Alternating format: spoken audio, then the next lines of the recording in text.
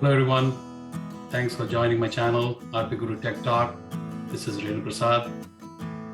If you have not subscribed to my channel, please do subscribe to watch more fun videos and also get updated when new videos are uploaded in my channel.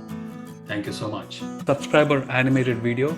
So I'm going to open that, remove the background of it and add it to an existing video which I created. So I want to have that animation display on my current video.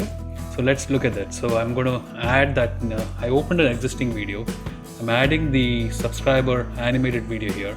It has a green background. If I play it, if you see it's in the big green background, is actually my existing video is not visible right now.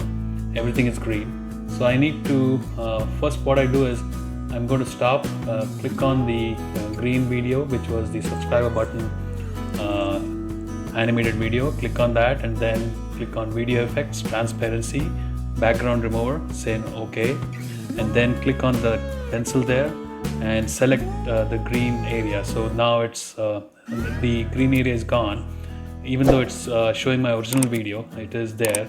So if you see now, when I play it, the subscriber animations at the center of the screen. So I need to move this to the bottom of the screen. So what I do is I select the green video, click on the crop tools on the top if you see there, and say cropping, automatic cropping, and then what I do is I'm going to drag and reduce the size of the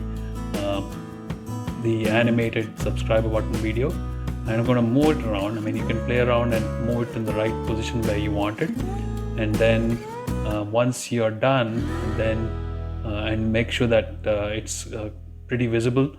And after that, I'm just going to play the video from the beginning and show you what happens. So now if you see, once if I replay my video from the beginning, now if it'll be the button will be at the bottom of the screen, and it's only coming up a few seconds, and it'll stop playing and continue with my current video. Hope this information helps you to add a overlay an existing video with removing the background and adding it to an existing video.